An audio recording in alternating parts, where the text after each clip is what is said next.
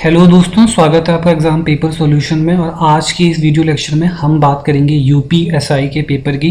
तो 2017 में हुआ था, इसके थर्ड पाली में जो पेपर हुआ था उसके मैथ सेक्शन की हम सवालों को लेके बात करेंगे।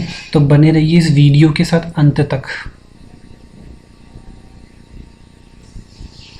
तो इस वीडियो में हम बात करेंगे यूपीएसआई के मैथ सेक्शन के क्वेश्चनों की। सबसे पहला क्वेश्चन जैसे आप अपनी कंप्यूटर स्क्रीन पर देख सकते हैं, कुछ इस प्रकार से है। एक ठोस प्रिज्म का आधार एक त्रिकोण यानी कि ट्रायंगुलर है और इसकी भुजाएं 6, 8 और 10 सेंटीमीटर है और प्रिज्म की जो हाइट है वो 10 सेंटीमीटर है।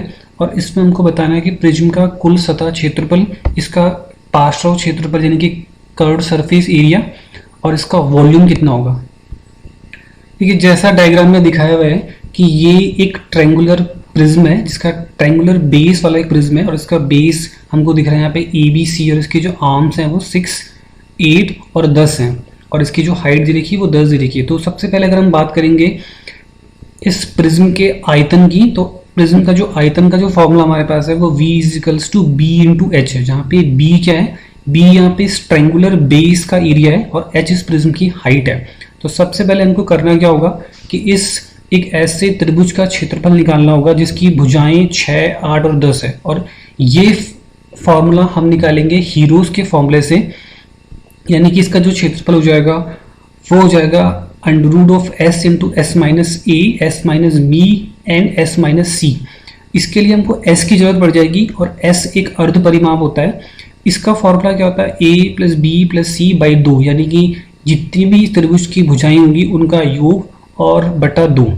तो यहाँ से हम S कैलकुलेट कर लेंगे, यानी कि S की जो वैल्यू आएगी वो 6 + 8 + 10/2 करके आ जाएगी, यानी कि 24/2 = 12। उसके बाद हम क्या करेंगे, हम इस S की वैल्यू को और ABC की वैल्यू को फॉर्मूले में रखेंगे और वहाँ से जो आधार ABC है उसका क्षेत्रफल कैलकुलेट कर लेंगे। तो ये आ जाएगा √12 टाइम्स ऑफ 12 - 6, 12 - 10, 12 - 8 करके। और यहाँ से हमारे पास जो एरिया ऑफ ABC है, यानी कि जो प्रिज्म का जो आधार का क्षेत्रफल है वो आ जाएगा 24 स्क्वायर मीटर। यानी कि अब हमको निकालना है प्रिज्म का आयतन कितना होगा, और प्रिज्म का आयतन का जो फॉर्मूला होगा वो होगा प्रिज्म के आधार का क्षेत्रफल, यानी कि जो हमने अभी निकाला 24 स्क्वायर मीटर इंटू H, यानी कि प्रिज्म की हाइट, और ये हमको गिवन है। तो ये हो जाएगी 24 × 10 यानी कि 204 स्क्वायर मीटर, जो कि हमारा हो जाएगा आंसर, यानी कि प्रिज्म का आयतन। फिर क्योंकि इसी प्रश्न में हमसे पूछा हुआ है कि इस प्रिज्म का, यानी कि इस ट्रायंगुलर बेस वाले प्रिज्म का संपूर्ण पृष्ठ क्षेत्रफल यानी कि टोटल सरफेस एरिया कितना होगा, तो इसके लिए हमको क्या करना पड़ेगा, हमें सबसे पहले प्रिज्म के फलकों को पता करना पड़ेगा कि उसमें फलक हैं कितने। तो अगर हम इसको देखें तो इसमें सबसे पहले इस प्रिज्म में कम से कम 3, 4, 5 और 6 फलक है, यानी कि हमको 6 सेक्शंस का एरिया कैलकुलेट करने पड़ेंगे, जिसमें से जो 3 सेक्शंस हैं यानी कि वो एक आयताकार है और 2 सेक्शन एक त्रिभुजाकार है। तो जैसा आप डायग्राम से देख सकते हैं, सबसे पहला जो सेक्शन है ये वाला जहाँ पे कर्सर है वो सेक्शन 1 है जो कि एक आयताकार है। ये सेक्शन 2 है और ये भी एक आयताकार है और इसके ही पीछे एक और फलक भी होगा जो भी एक आयताकार होगा, यानी कि जो सेक्शन 1, 2 और एक और जो उसका अपोजिट सेक्शन होगा वो तीनों आयताकार होंगे। और अगर हम बात करें सेक्शन नंबर इसकी, यानी कि त्रिभुज के जो आधार के क्षेत्रफल की, ये एक ट्रायंगुलर होगा और इसके अपोजिट जो एक आधार होगा वो भी ट्रायंगुलर होगा और जो ऊपर वाला सेक्शन होगा प्रिज्म का वो भी ट्रायंगुलर होगा। तो यानी कि हमारे पास ऐसे करके सारे के सारे सेक्शंस आ जाएंगे, उनका हम क्षेत्रफल कैलकुलेट करेंगे। तो जैसा यहाँ पे हमको दे रखा है सेक्शन 1 + सेक्शन 2, सेक्शन 3 + सेक्शन 4 और सेक्शन, अब जैसे यहाँ पे हमको करना है कि सेक्शन 1, 2, 4 जो हमको पता है वो सारे के सारे रेक्टेंगुलर हैं और सेक्शन 3 यानी कि जो आधार का क्षेत्रफल था जो त्रिकोणाकार था और सेक्शन 3' यानी कि जो अपोजिट सेक्शन होगा वो एक त्रिभुज के क्षेत्रफल होंगे।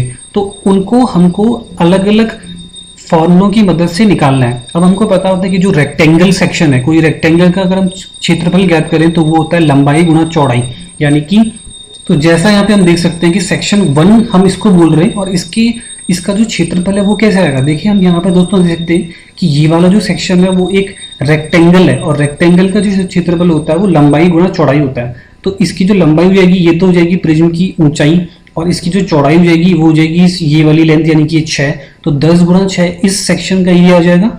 ऐसे अगर हम बात करेंगे सेक्शन नंबर 2 की, तो इसका एरिया कैसे निकलेगा, लंबाई यानी कि 10 और चौड़ाई हम इसको 8 मान लेंगे, तो ये आ जाएगा सेक्शन नंबर 2। और अगर हम सेक्शन नंबर 3 की बात करें तो वो एक ऐसी साइड होगी जो यहाँ पे हमें फिगर में दिखाई नहीं दे रही, बट अगर हम इसका 3D डायमेंशन देखेंगे तो वो हमको दिखाई देगी। और उसका जो एरिया होगा वो कैसे निकलेगा, यानी कि ये उसकी लंबाई हो जाएगी और यहाँ पे जो उसकी चौड़ाई रहेगी वो 10 रहेगी। तो यानी कि जो सेक्शन नंबर 1, 2 और इसके जो अपोजिट सेक्शन होगा उसके एरियाज हमको मिल गए हैं। अब हमको क्या करना है, अब हमको इस बेस का एरिया कैलकुलेट करना है जो हमने पहले निकाला है, यानी कि वो कितना है हमारे पास, वो हमारे पास यहाँ से निकला हुआ है 24 स्क्वायर मीटर करके, और जो उसका अपोजिट सेक्शन होगा उसका जो एरिया होगा वो भी 24 स्क्वायर मीटर होगा। तो यानी कि हमारे पास जो टोटल एरियाज होंगे वो कैसे आ जाएंगे, वो सारे के सारे हमने यहाँ पे कैलकुलेट कर लिए। सेक्शन नंबर 1 है 10 × 6, सेक्शन नंबर 2 10 × 8, सेक्शन नंबर 4 10 × 10 और एरिया ऑफ ABC यानी कि 24, और उसके जो अपोजिट एरिया होगा वो उसका भी जो एरिया होगा वो 24 ही होगा। यानी कि ऐसे करके हम इन तीनों सेक्शन को अगर हम सब सेक्शन को ऐड कर लेंगे तो हमारे पास ये आ जाएगा 288 स्क्वायर मीटर, यानी कि ये हमारा रिक्वायर्ड आंसर हो जाएगा। यानी कि संपूर्ण पृष्ठ क्षेत्रफल प्रिज्म का एक वो हो जाएगा 288 स्क्वायर मीटर, और उसका जो कर्व्ड सरफेस एरिया होगा वो भी प्रिज्म के वॉल्यूम के बराबर होगा, यानी कि 240 स्क्वायर मीटर। तो इस तरह से ये क्वेश्चन को हम सॉल्व कर सकते हैं बहुत ही जल्दी। बात करेंगे दूसरे क्वेश्चन की, तो दूसरा क्वेश्चन जो यूपीएसआई में आया था वो आया था एक सेट थ्योरी से लिया गया था। यानी कि इस पे क्वेश्चन में क्या पूछा गया था, यूनियन को 17 तत्वों में से सम्मिलित सकल समुच्चय मान लेते हैं, यानी कि यदि ए बी इस तरह यूनियन के उप समुच्चय हैं और एन ए की वैल्यू आपको 20 दे रखी है, एन बी की वैल्यू आपको 30 दे रखी है और एन ए इंटरसेक्शन बी की वैल्यू आपको 10 दे रखी है। और यहाँ पे क्वेश्चन में जो आपसे पूछा हुआ है वो पूछा हुआ है कि n A intersection B intersection की वैल्यू क्या होगी। देखिए यहाँ पे एक चीज हमको ध्यान रखनी है कि यहाँ पे समुच्चय को 17 तत्वों से सम्मिलित एक सकल समुच्चय मान लिया गया है। यानी कि जैसे सेट थ्योरी में जो फॉर्मूला होता था जिसमें ए इंटरसेक्शन बी की जो वैल्यू होती थी उसके जो फॉर्मूले हमारे पास होते थे कि n intersection A, n intersection B minus n A union B, इस वाले फॉर्मूले की मदद से, और जो ऊपर दिया हुआ फॉर्मूला यानी कि number of A intersection B intersection की वैल्यू, इन तीनों फॉर्मूलों की मदद से हम इस क्वेश्चन को सॉल्व करेंगे। तो देखिए दोस्तों, सबसे पहले इन वैल्यूज को यहाँ पे पुट कर लेते हैं। यानी कि एन ए इंटरसेक्शन बी की वैल्यू कैसे आएगी, एन ए की वैल्यू यानी कि हमको गिवन है 20 प्लस एन बी की वैल्यू 30 है और ए इंटरसेक्शन बी की वैल्यू यहाँ पे आपको गिवन है 10। तो इसको सॉल्व कर लेंगे 30 प्लस 20 यानी कि 50, 50 माइनस 10 कर लेंगे तो ये जाएगा 40। यानी कि number of A union B की जो वैल्यू हो जाएगी वो हो जाएगी आपके यहाँ पे, तो यहाँ पे number of A union B की वैल्यू आपके पास आ गई 40। अब आपको देखना, अब आपको बताना क्या है, A intersection A dash intersection B dash intersection की वैल्यू बतानी है। तो इसका फॉर्मूला क्या होता है कि ये हमारे पास एक फॉर्मूला होता है। अगर आपको कभी किसी का डैश का पूछा हुआ है, आपके पास किसी का डैश के इंटरसेक्शन लेना है तो उसकी वैल्यू जो होती है 1 माइनस ए यूनियन बी होती है, और जहाँ पे 1 जो होता है सकल समुच्चयों की वैल्यू होती है। यानी कि और यहाँ पे सकल समुच्चयों की वैल्यू दी हुई 70, तो आपको 1 से माइनस नहीं करना है, यहाँ पे आपको 70 से माइनस करना पड़ेगा ए यूनियन बी की वैल्यू को। तो 70 माइनस 40 जैसे हम करेंगे तो यहाँ पे हमारे पास आंसर आ जाएगा 30, जो कि रिक्वायर्ड आंसर होगा। तो इस तरह से हम 30 पर टिक करके दूसरे क्वेश्चन को भी सॉल्व कर सकते हैं। चलिए देखते हैं नेक्स्ट क्वेश्चन को। नेक्स्ट क्वेश्चन कहता है कि P का 5% 10 और Q का 10% इजिकल्स टू 5 है, और R और Q by P, R Q by P के बराबर है, तो R की वैल्यू आपको बतानी है। देखिए ये क्वेश्चन भी यूपीएसआई में आया था। इसमें आपको क्या करना है कि P का 5% आप निकाल दीजिए, 5% पूछा हुआ है तो 5/100 कर दीजिए, और इसको दिया हुआ है 10, इसको बना दीजिए पहली इक्वेशन। और दूसरी इक्वेशन में आपको पूछा हुआ है कि Q का 10% इजिकल्स टू 5 है, यानी कि Q का 10% निकाल दीजिए। 10% होता है 10/100 और इसकी वैल्यू दे रखी है 5। इन दोनों इक्वेशंस को अगर हम सॉल्व करते हैं तो हमें पता चलता है P/20 इजिकल्स टू 10, और यहाँ से आपकी जो P की वैल्यू निकल जाएगी 20 × 10 यानी कि 200 आ जाएगी। ठीक है, दूसरे वाले में क्या हो जाएगा कि Q का 10% जब हम करते हैं तो Q/10 इजिकल्स टू 5, और यहाँ से Q की जो वैल्यू हो जाएगी वो हो जाएगी 50। उसके बाद पूछा हुआ है कि R जो है हमारा वो Q/P के बराबर है, और Q और P की वैल्यूज आपको पता है, तो यहाँ से R की वैल्यू आ जाएगी हमारे पास 1/4, और जो हो जाएगा हमारा रिक्वायर्ड आंसर। देखते हैं नेक्स्ट क्वेश्चन को। किसी स्केल की सबसे बड़ी मुमकिन लंबाई कितनी हो सकती है जिससे 12 मीटर 20 सेंटीमीटर और 4 मीटर 20 सेंटीमीटर की लंबाइयों को ठीक ठीक मापा जा सकता है। देखिए आपको मापना क्या है, 12 मीटर और 4 मीटर 20 मीटर की लंबाइयों को मापना है।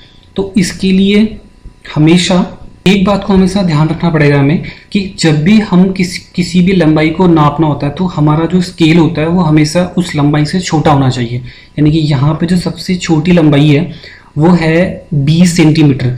तो 20 सेंटीमीटर की लंबाई को अगर हमको नापना है तो हमारे पास जो स्केल होना चाहिए वो हमेशा 20 या 20 से छोटा होना चाहिए हमेशा। वो तभी स्केल की हमेशा लीस्ट काउंट देखी जाती है, यानी कि सबसे छोटी लंबाई कितनी है स्केल की। तो देखिए यहाँ पे जो ऑप्शन नंबर ए है वो 30 और 40, तो ये तो ऑप्शन बिल्कुल भी नहीं होंगे।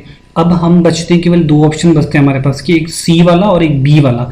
अब बी वाले में 10 सेंटीमीटर और सी वाले में 30 सेंटीमीटर, इन दोनों से ही हम इन सारी लंबाई को काउंट कर सकते हैं। बट हमें यहाँ पे पूछा हुआ कि सबसे बड़ी मुमकिन लंबाई कितनी हो सकती है, तो इसका आंसर हो जाएगा ऑप्शन नंबर सी, यानी कि 20 सेंटीमीटर, जो कि 10 सेंटीमीटर से बड़ा है। और इसके द्वारा हम इन तीनों लंबाइयों को, चारों लंबाइयों को नाप सकते हैं। तो ऑप्शन नंबर सी हो जाएगा एकदम करेक्ट। देखते हैं फिर सातवें क्वेश्चन को कि 60 के गुणनखंडों की संख्याएं ज्ञात कीजिए। देखिए 60 के आपको केवल मल्टीपल फैक्टर्स बताने थे, इनको आप इजीली काउंट कर सकते हो। 1 होता है, 2 होता है, 3 होता है, 4 होता है, 5 होता है, 6 होता है, 10 होता है, 12 भी होता है, 12 पंजे 60 होता है, 15 चौको 60 होता है, 20 तीन 60 होता है, 30 दूना 60 होता है, 60 एकम 60 होता है। तो इनको अगर आप काउंट करेंगे तो आंसर आ जाएगा ऑप्शन नंबर डी, यानी कि 12। फिर देखते हैं क्वेश्चन नंबर 3 को, यानी कि इसमें क्या दिया हुआ आपको, एक भिन्न का क्वेश्चन पूछा है, बहुत ही छोटा क्वेश्चन था ये, तो इसमें काफी कम टाइम लगता। जब फाइंड 232323 और ये एक अशांत आवर्ती वाला नंबर है, कोई एक भिन्न में बदल जाता है, तो उसका परिणाम क्या होगा। तो इसमें आपको कुछ नहीं करना होता है, इसमें आप x को ले लीजिए 0.232323 करके, और इसमें देखिए कि अगर 23 जो नंबर है वो हमेशा रिपीट हुआ है, तो आप क्या करिए कि जो 23 है उस पर एक बार लगा दीजिए। अब सोचिए कि इसमें दो नंबर ऐसे हैं, यानी कि दो नंबर ऐसे हैं जो हमेशा रिपीट हो रहे हैं। तो अगर दो नंबर रिपीट हो रहे हैं तो आप क्या करिए कि इस पॉइंट के आगे एक उतार दीजिए, और यहाँ पे क्योंकि पीछे दो नंबर है तो इसको लिख दीजिए 100, और उसमें से एक माइनस कर दीजिए। हमेशा ये ट्रिक होती है हमेशा। तो यहाँ पे जो नंबर बचेगा वो 23, और यहाँ पे क्या था 100 था, और 100 में से हमको एक माइनस करना है, तो आ जाएगा 99, यानी कि जो x की वैल्यू है यहाँ पे आ जाएगी 23/99 हमेशा। ऐसे करके हम इसको एक भिन्न रूप में कन्वर्ट कर सकते हैं। कभी भी अगर यहाँ पे 0.2 होता और 0.2222 होता तो यहाँ पे जो आंसर होता वो 0.2 तब क्या करते हम पॉइंट के आगे 1 कर देते, और 0.2 था यानी कि दशमलव के बाद क्योंकि एक नंबर था तो यहाँ पे 10 होता, और 10 में से फिर एक माइनस कर देते, यानी कि 2/9 वहाँ पे आंसर हो जाता। बट यहाँ पे जो आंसर होगा वो 23/99 होगा, यानी कि इसका जो ऑप्शन नंबर ए है वो एकदम करेक्ट होगा। देखते हैं फिर चौथे क्वेश्चन को, यानी कि ये क्वेश्चन एक चाल और दूरी का क्वेश्चन है, काफी इंपॉर्टेंट क्वेश्चन होते हैं ये, हमेशा एग्जाम्स में आते हैं। इसमें पूछा हुआ है अपनी सामान्य से 3/4 रफ्तार से चलते हुए रमेश को घर पहुंचने में 20 मिनट की देरी होती है, यानी कि यहाँ पे उसको जो लेट होती है वो कितनी होती है, 20 मिनट की लेट होती है जब वो अपनी रफ्तार से कम रफ्तार पे चलता है। यानी कि 3/4 रफ्तार कितनी होती है, 75% की रफ्तार होती है। और रमेश को घर पहुंचने में सामान्य से कितना समय लगेगा अगर वो अपनी नॉर्मल स्पीड पे चलेगा। तो देखिए ऐसे टाइप के क्वेश्चनों को करने के लिए हम कुछ वेरिएबल्स ले लेते हैं, और एकदम जैसी जो चीज़ पूछी होती है उसको इक्वेशन की फॉर्म में रख लेते हैं। मान लेते हैं कि रमेश की चाल जो v है, और उसके द्वारा हमेशा चली गई दूरी क्योंकि d होगी, क्योंकि वो एक ही प्लेस से घर जाता है। तो चाल का जो फॉर्मूला होता है वो होता है दूरी बटे समय, यानी कि d = vt हो गया। और यहाँ पे दूसरी कंडीशन क्या पूछी हुई है, अगर वो अपनी सामान्य चाल से 3/4 चाल पे चलता है, यानी कि 75% चाल पे चलता है, तो 3/4v, यानी कि अब जो चाल हो गई है, अब चाल ये हो गई है और दूरी हमेशा d ही रहेगी। और उस टाइम पे जो समय लिया जाता है वो क्या लिया जाता है, यानी कि पहले जो समय t लिया जाता था अब वो 20 मिनट देर पहुंचता है, यानी कि 20 मिनट का एक्स्ट्रा समय इसमें जुड़ गया है। और इस समय को आपको जो करना है वो इसको घंटे में कन्वर्ट कर देना है। तो 20 मिनट को आप घंटे में कन्वर्ट करोगे तो उसको हम 60 से डिवाइड कर देंगे, क्योंकि एक जो 60 मिनट में 1 घंटे होता है, तो 1 मिनट में हो जाएगा 1/60 घंटा, और 20 मिनट में हो जाएगा 20/60 घंटा। तो यहाँ से जो हो जाएगा t + 20/60 हो जाएगा। इसको आप सॉल्व करोगे तो 3/4v = d/t + 1/3h हो जाएगा। अब क्या करेंगे, जो इक्वेशन नंबर 2 हो गई है इसमें डी की वैल्यू पुट कर देंगे यहाँ पे। तो डी की वैल्यू इक्वेशन नंबर 1 से इस इक्वेशन नंबर 2 में रख देंगे। तो 3/4v equals to we T यहाँ पे आ जाएगा, और टी प्लस ये नीचे चल ही रहा है यहाँ पे, तो यहाँ से v से इस v को कट कर दीजिए, यानी कि 3/4 इज इक्वल्स टू जो हमारे पास बचेगा वो t/t+1/3 बचेगा। अब इसको क्रॉस मल्टीप्लिकेशन कर दीजिए। क्रॉस मल्टीप्लिकेशन करेंगे तो यहाँ पे हम ये इक्वेशन पहुंच जाएंगे, और यहाँ से बड़े प्यार से हम t की वैल्यू 1 आवर निकाल देंगे, यानी कि वो 60 मिनट में अपने घर नॉर्मल स्पीड से पहुंच जाएगा। तो आज हमने देखी बहुत इंपॉर्टेंट क्वेश्चंस जो आए थे यूपीएसआई में। इसके अगले वाली वीडियो में हम बात करेंगे दूसरे क्वेश्चंस की, क्योंकि टोटल जो पेपर में प्रश्न पूछे गए थे वो पूछे गए थे कम से कम 20 से 25 क्वेश्चन पूछे गए थे। अगली वाली वीडियो में और कुछ क्वेश्चंस देखेंगे जो बहुत ही इंपॉर्टेंट है, जो एग्जाम में आए थे। तो देखते रहिए इस वीडियो को पूरा अंत तक, और दूसरी वाली वीडियो जरूर वॉच कीजिएगा। टिल देन पढ़ते रहिए। बाय।